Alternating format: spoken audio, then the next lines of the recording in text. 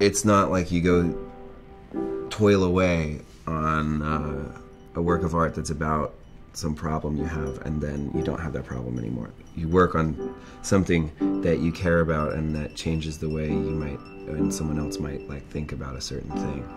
So you might look at it differently, or you might, you think differently about this thing, and metaphorically life. That's how it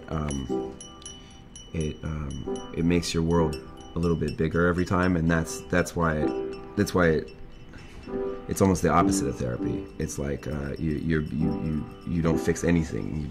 You just make more possibilities. I stop fairly often. I like the moments, like you see a trash can with something so gigantic that somebody tried to stuff in it, and it's just so ridiculous, and then the thing fell over and all the shit falls out, and it's like, it's just a funny scene. It's just absurd, and it's like a story.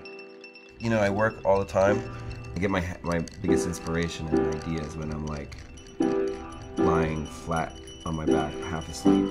You have about like 30 seconds to remember the idea you had before you come back to full like neurotic, like I'm trying to write it down state,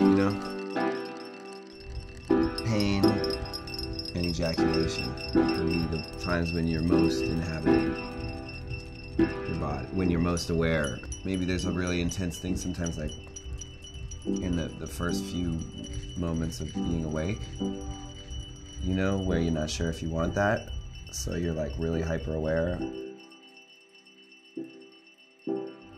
uncharacteristically or overly emotional about something. Oftentimes it's due to fatigue rather than a sort of more powerful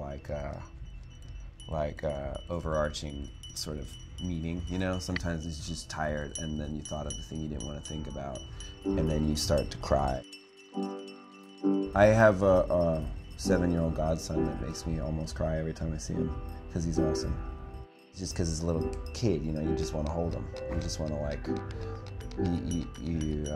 but that's just some bullshit people have, because it's like, you don't want them to feel the pain you feel or something. It's like, you want to spare them.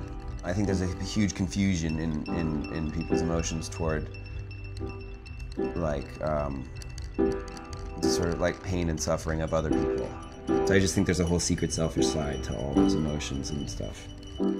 Caffeine, protein, love, fear, loneliness, anger,